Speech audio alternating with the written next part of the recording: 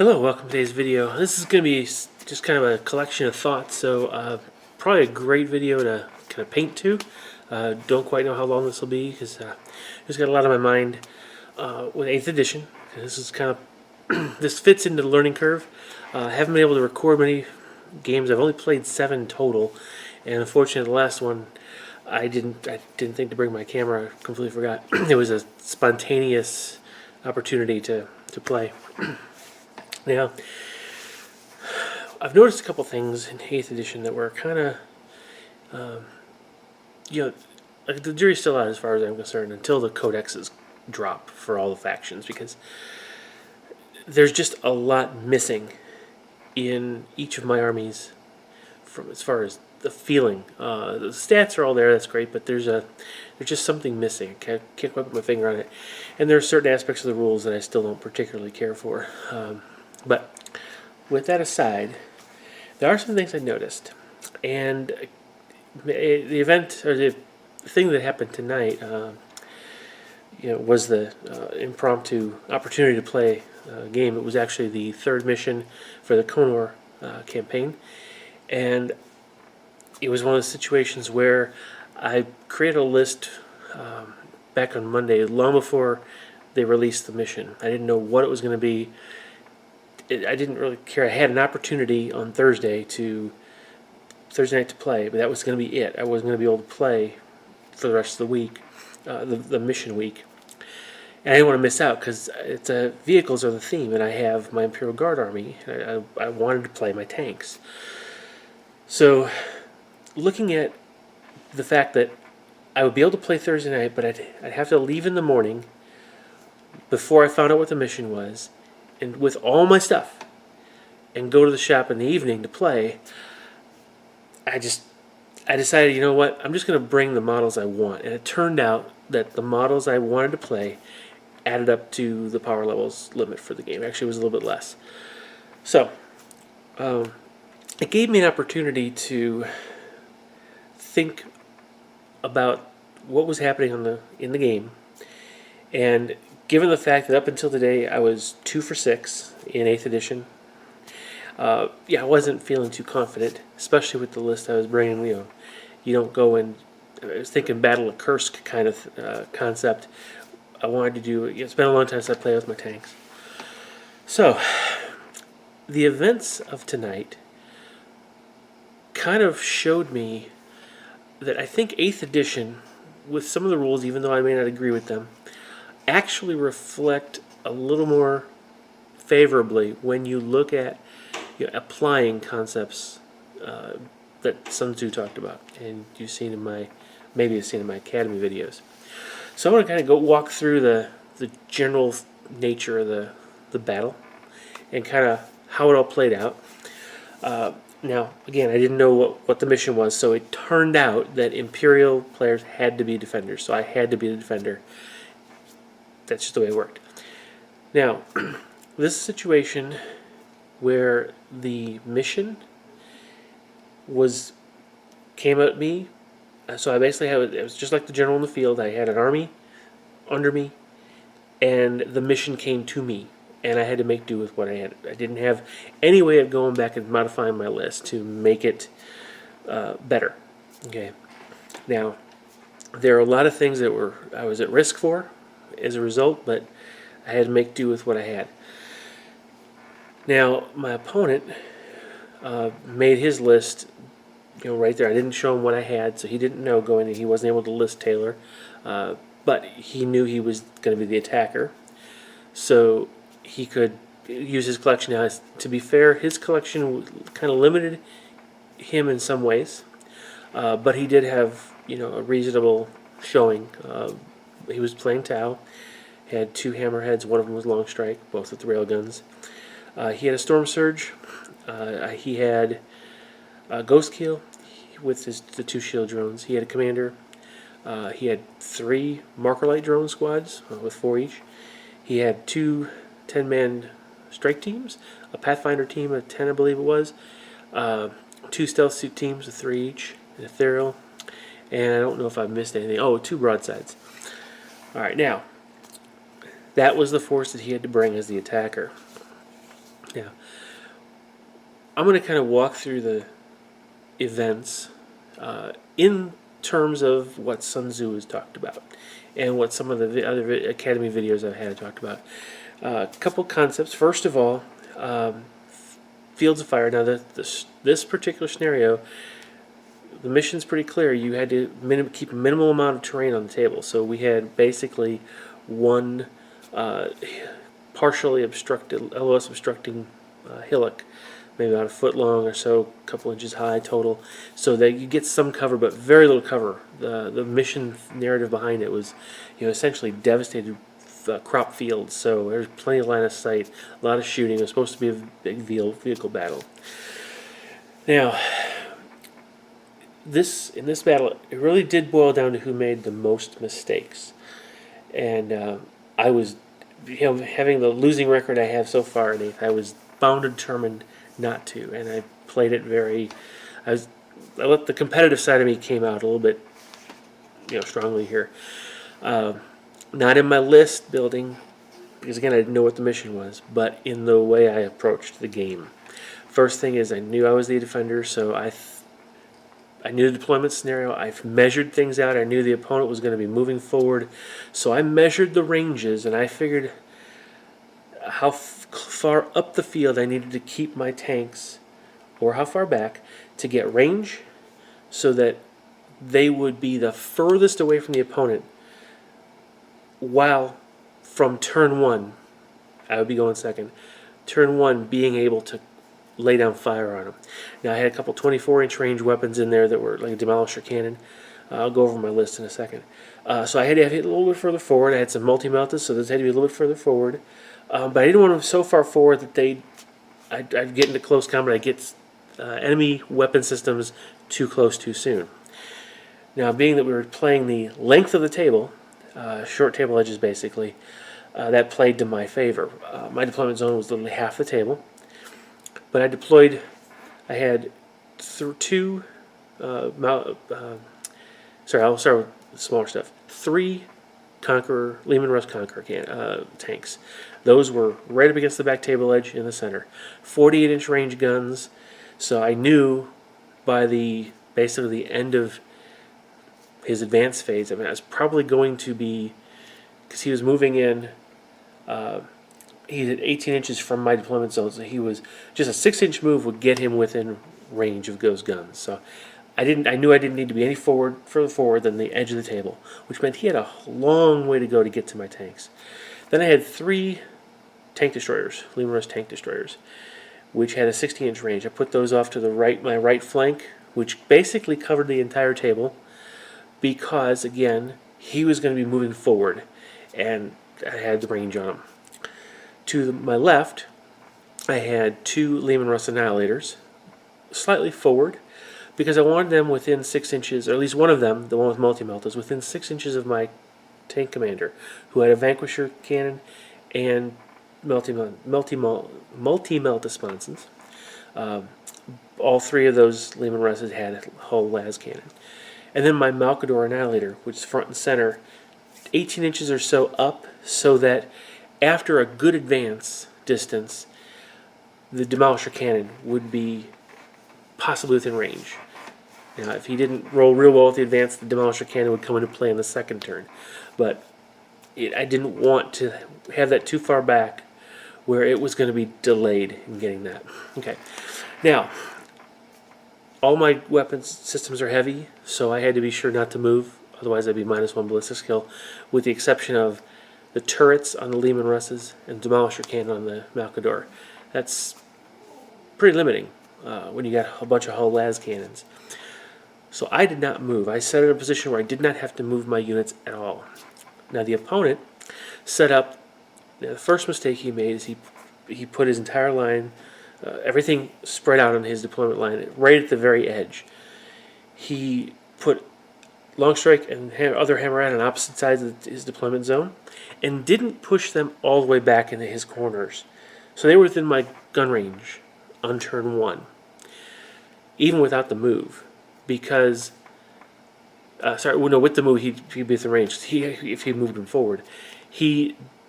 I had the laser destroyers from the tank destroyers could reach him right where he was sitting, and my forward guns on the Malcador, the 3 last cannons, could reach either of those because of how close they were. Had he backed those into the corner, I don't even think I wouldn't have been able to even reach him with the laser destroyers, because the only weapon system I had that could reach across the table with those was the Vanquisher cannon. So he could have sat back and fired railgun shots at me without being shot. Now, the broadsides, they had to move forward because he was trying to get off my table edge, but he didn't sit them back shooting. He wanted to move them forward and then shoot in the middle of the game. But by advancing, he couldn't fire. The Storm Surge was basically front and center, right behind his deployment zone, about 2 or 3 inches behind the edge of the deployment zone. So it was within range of almost all my guns as it was. So he really put everything up front. Now, he has 3 units that could have, I guess infiltrate's the old word, but could have deployed closer, and he decided not to. Now, this is where I use one of Sun Tzu's kind of suggestions about getting into your opponent's mind. Now, what I saw was, as I'm deployed, and he's finishing his deployment, he takes his ghost keel on the 2 shield drones, or stealth drones, and puts them down in front of my 3 tank destroyers. Now, I didn't want an enemy unit that close. And I wasn't analyzing the situation really in depth there, but I knew that was too close because it had fusion equipment on it. So that was a bad thing. So all I said to him, "Are you sure you want to do that?" Just to kind of get in his mind. Maybe that wasn't a friendly thing to do, but again, this is the part of me that why I don't go to tournaments much, because there is that competitive streak. And he decided not to do that. He couldn't find a good place for it. Now, the oddball thing is, had he placed it there, that probably was the best part of the line to do it, because he had a ghost keel with 2 stealth drones. With that combination, I would be -2 to hit. I shoot ballistic skill 4+, so I'd be hitting on 6s. I only had really 3 heavy, significant weapon systems there, the 3 laser tank destroyers. So, few shots facing him directly. Plenty of other threats out there. The 2 hammerheads, which are vehicles which are key to the game, and the Storm Surge. But he could have put that threat there, giving me something else to worry about to shift my fire to. He didn't do that with the stealth suits either, bringing them forward. Now, granted, the stealth suits, I don't know if any were equipped with a fusion blaster, but I believe 2 were. Again, those could have been brought forward and done some damage early on. He could have had his crisis suits with fusion and plasma rifles in deep strike mode, or lack of a better, Manta strike mode, but he didn't.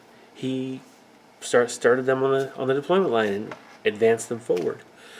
So he didn't put himself in a good position from the beginning, allowing me to bring fire on fewer threats. There were really only 3 things I had to worry about first turn. That was the Storm Surge and the 2 tanks, the 2 hammerheads. Longstrike was the primary target. The other hammerhead was the secondary card target, and the third target was the Storm Surge. After that was the Ghost Keel. Didn't need to get to that far during the first turn. Now, when the first turn opened up, I tried to steal initiative. I failed. He went ahead, and so he had advanced everything forward, which meant it couldn't shoot. Marker lights were in range, but they couldn't shoot because he had advanced them. Again, trying to move units off the table edge. Now, the reality was, though, I had lined up my tanks along the back table edge almost entirely, meaning he had no real avenue of exit. So it was too early for him to really get too close. Crisis suits advanced, so they couldn't shoot the plasma rifles. They were actually out of range first turn because I had set up so far back. Ghost Keel was too far away, 18-inch range, and he couldn't make... He was started 18 inches from my deployment zone, and I was about 9 inches in from that. So he couldn't get his 18-inch guns anywhere within range. He advanced his fire warriors, so he couldn't shoot with them. He moved his 2 tanks up and just left us kind of advanced the Storm Surge just sorry, didn't advance it. He moved it forward 6 inches so he could fire. Now, he moved the tanks, which means they were hitting on 4s instead of 3s. Right there, that was a mistake. Well, Longstrike was hitting on 3s instead of 2s. Right there, that diminished his combat capability. He got off some shots, didn't do as well as he could have. He put down, essentially, I think it was 9 wounds on my... No, it was only 7 wounds. 6 wounds? 5 wounds on my commander, and 1 wound on my Malcador. And what he really did is he split his fire between the Malcador and my commander. He should have concentrated his fire on one of those 2 targets. Commander would have given him 2 kill points, or 2 victory points right off the bat. And if he did it right, it could have been 3. Warlord, kill point, and if he killed it with the tank last, firing at it last, that would have been the vehicle bonus. So 3 victory points just for taking my commander. Alright, he did not do that, thankfully. Now, the shooting was not as effective as a result. When it came to my turn, I did not move a thing. He had moved things in range for me. Except for the Demolisher Cannon, nothing was in range of that, or the multi-melt as yet. So I had 100 killer missiles on all 10 of my tanks, all 10 fired. Laser destroyers focused fire on the right-hand hammerhead. My Annihilators and Vanquisher focused on Longstrike. Malcador and Conqueror cannons focused on essentially the Pathfinders the Conquerors focused on the Pathfinders. Their rockets went into the Storm Surge, or missiles, and the Malcador pumped everything into the Storm Surge. And I was able to pop a Longstrike first turn, cripple the other Hammerhead, so he only had 3 wounds. He was on his bottom row as far as stats go. So he was hit on 6s, so I just neutralized the tank, pretty much. And then I went after the Storm Surge, and got to the point where essentially we were down to, I think has 20 wounds. I had down to 11, 12, 13, so it had 7 left. So doing some major damage there. At the end of the shooting phase, he lost a couple marker lights because he did drone protocols, and lost one squad of the shield drones. Shield drones did move up far enough so I could take those out while taking a couple shots at this Ghost Keel with the shorter range stuff that couldn't reach the Storm Surge. That's another thing I really like about 8th edition now. I don't have to waste my heavy stubber shots and my heavy bolter shots on a Storm Surge because I fired the rest of the tank at it. I could split where the fire would be most effective. A very, very good thing for 8th edition. And again, allowing you to maximize your combat capability against the target unit that it is best designed to kill. Okay, from there, going to his turn, now he again moves things forward. He doesn't advance as much. He does advance his Fire Warriors. He advances, not the Pathfinders this time. He moves the marker drones, doesn't advance them, so he finally gets marker lights. Overall, he gets himself into a position where he can start shooting things. He's still, because I started so far back, he's only got a couple systems of the Ghost Keel that actually made it within range of my tanks, the lead tanks, the Commander and the Malcador. Now he lights up the marker lights on Malcador and Commander, and one of the Annihilators so he's going to get bonuses. But Longstrike's gone, and he was not in a position to buff the other Hammerhead anyway, who was hitting on 6s. The Storm Surge fires, but kind of whiffs on his rolls. He does actually do some damage, though. He focuses fire primarily on the Malcador, but again he splits it and tries to shoot the other tanks. The Malcador ends up going from 1. He gets the railgun hits from the broadsides and actually does mortal wounds, and so I end up taking 9. Ended wounded 9 with 9 hull points down. So I'm half strength with that Malcador. I used a stratagem in my turn to re-heal a couple, just 1 point, so at least I re-healed 3 points. But so he split his fire up, did not really effectively take out any one thing, and unfortunately, that left me in a position where he had brought himself forward within all of my weapon ranges. All of my weapons could come to bear now. So stubbers and heavy bolters were going after the small stuff. The annihilators, I started going in after the crisis suits, so that I could, hopefully he'd use his marker drones as savior protocols to kill those, and he did. And unfortunately, I was actually hoping to hurt the crisis suits too, but that didn't happen. The Vanquisher, Malkador, opened up. They took out the Storm Surge. The Monster Cannon took out the Ghost Keel. The Laser Destroyers took out the last tank, the Hammerhead. And at that point, I had earned, according to the scenario, 15 victory points.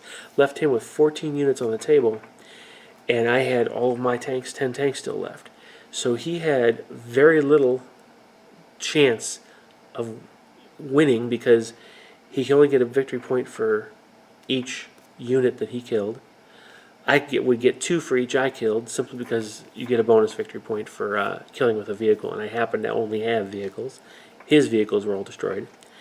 And he'd only get a victory point if he got units off my back table edge, and I was blocking it completely, and he was, hoofing it, walking forward. So we basically, halfway through turn, and bottom of turn 2, we ended it. Okay. Now, I don't know if it was a fair fight and whatever, but again, you're not supposed to make fights fair in this.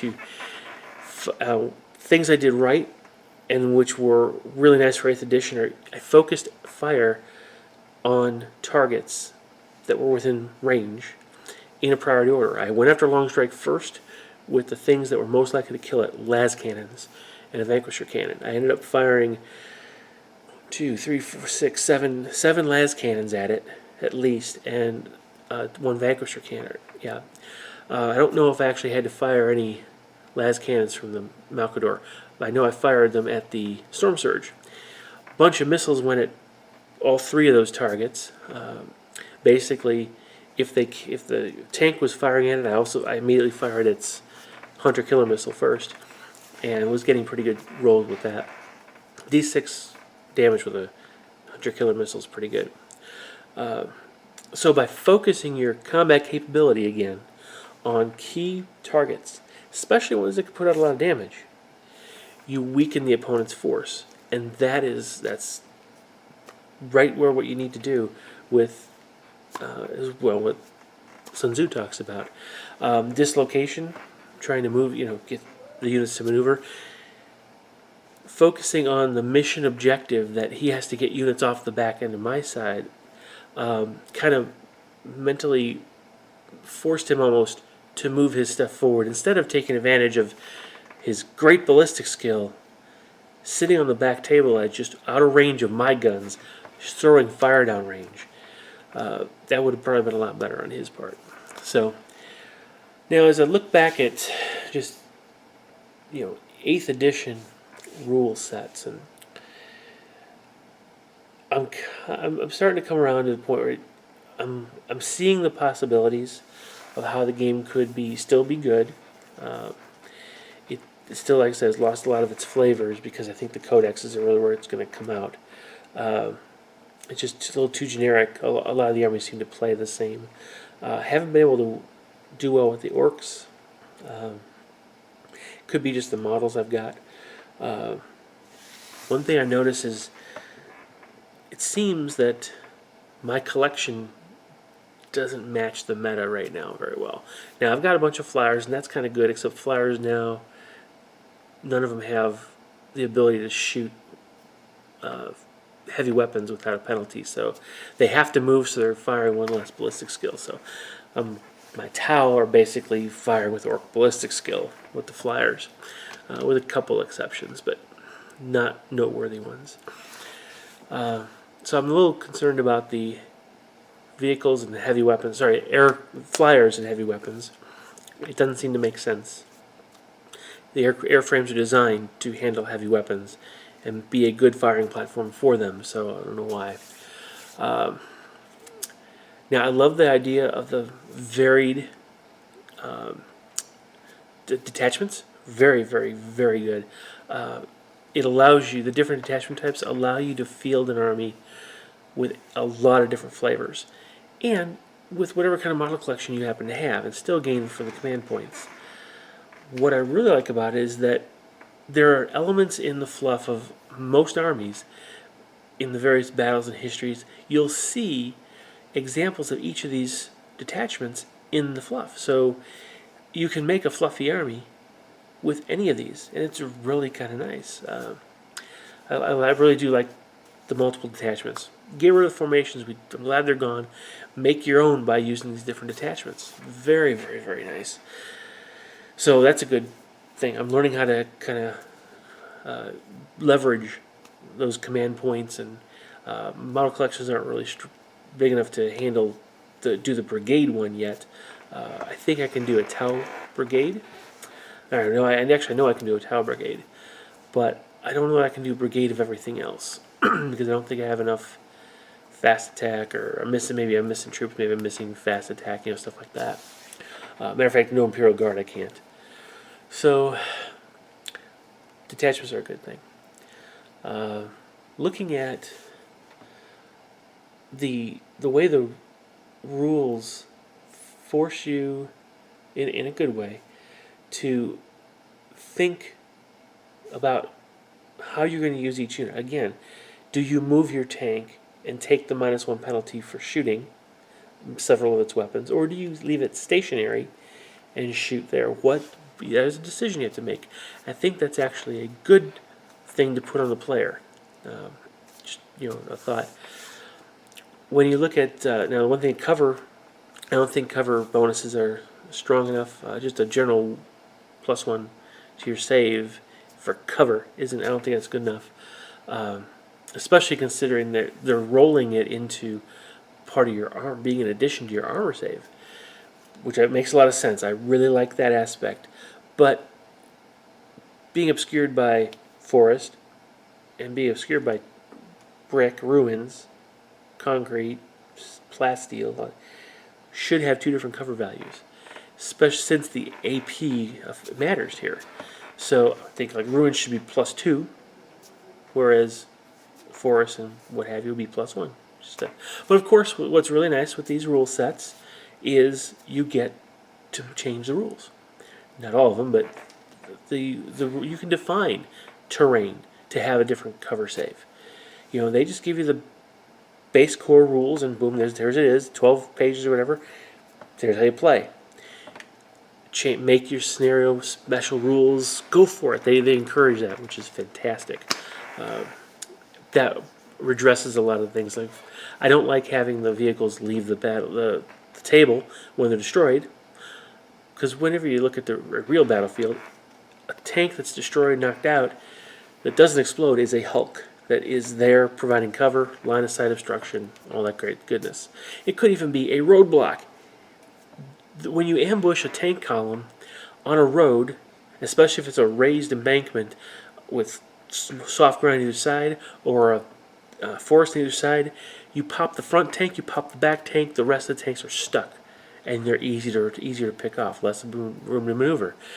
So if you were able to leave those tanks on the table, you'd be able to replicate that, and you can if you make special mission rules. Even an exploding tank would stay in place.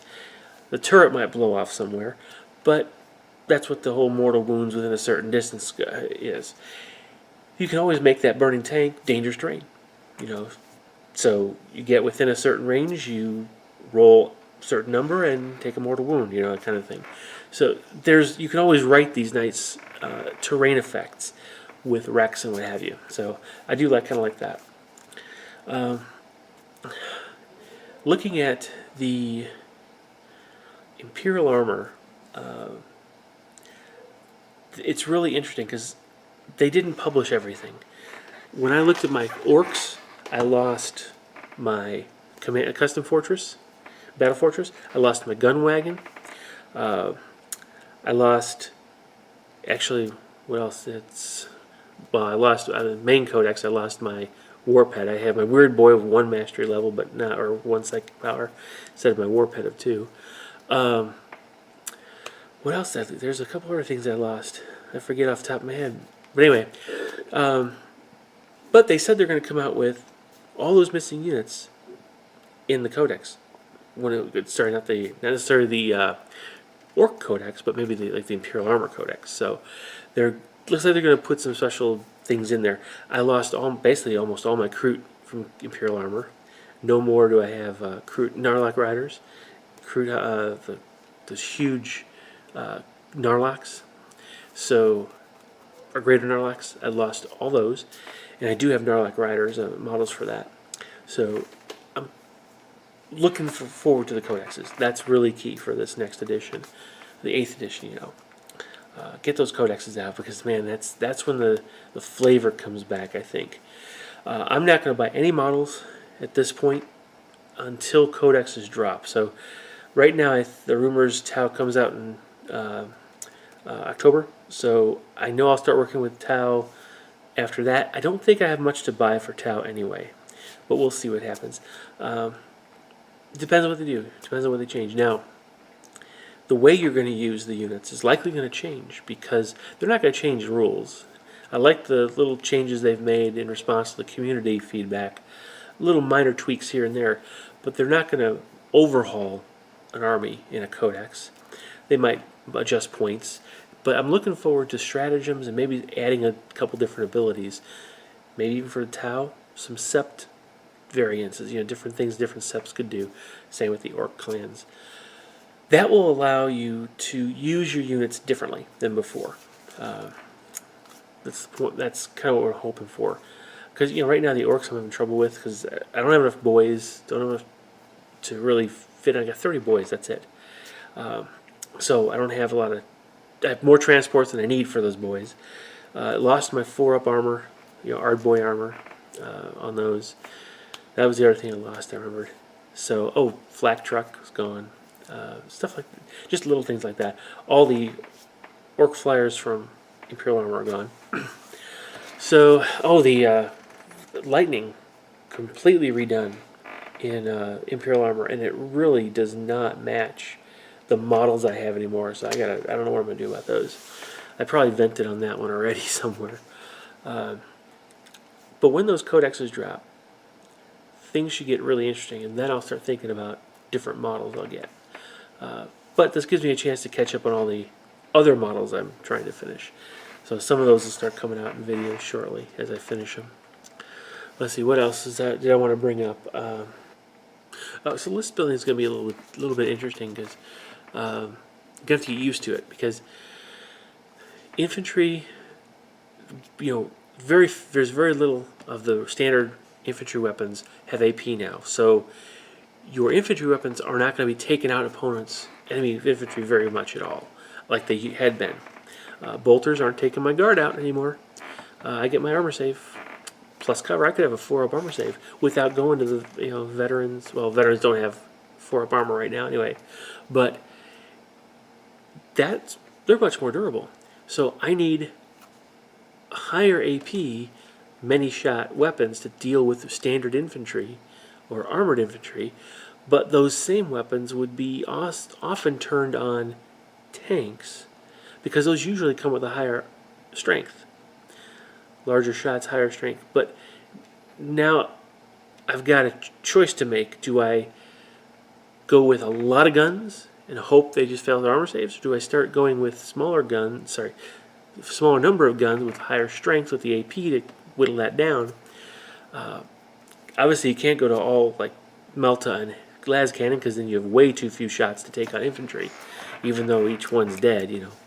So a lot of potential there for really messing your list up by not making it capable of handling both a group of monstrous creatures or vehicles and hordes of infantry. The take all comers list might be a little harder to pull off with some armies, at least with some model collections, which I guess is kind of what Games Workshop is after. They're trying to get more sales anyway, which is fine. So I'm looking to see what's going to be different about my lists now, especially now having fought this tank battle. My tanks really I could do a lot with them, because some of them, like the Conquerors, they did D6 shots, strength 8, AP only -2, but still -2. That's killing standard infantry, making the Space Marines fail saves on a 4 or less instead of, they only saving a 5 up. So there's a lot of potential there for dishing out some damage, but they're still pretty vulnerable to the close stuff, and I don't have any way to, unless I put infantry in there to expand the bubble. Things will get too close. Now that's another piece. The ranges and distances. Deep striking, what passes for that is now. You have to start 9 inches, a little over 9 inches away. That means a 9-inch charge is enough to get you in. That's not too hard. I think that's a 25% chance of success, roughly. If you have a chance to reroll, plus the command point allows you to reroll 1 of the dice, that's actually, you could do it. Especially if you roll a 6 on that first die. Wow. So coming in through reserves and actually being able to charge, that could be good. But I'll have to play with that. I don't have many crisis suits or what have you to actually do that with, but we'll see. So I think that's really about all I wanted to kind of just talk about my experience in 8th so far, and what I've learned, and how 8th edition is, I think, an improvement on 7th from the perspective of you really can apply and see the impact of using some of these military tactics, theory, on the tabletop. It applies very, very well. It's a little easier to see the effect of your abilities, how you apply it. So, all right, so thanks for sticking with me. Hopefully you got something painting done while you listen to me just ramble. I don't know what's coming next, video-wise. Nia's coming along well, but just schedules are kind of up in the air right now on different things. So, but anyway, stay tuned for whatever video comes out next, and hopefully I'll see you in the next video. Take care. Bye-bye.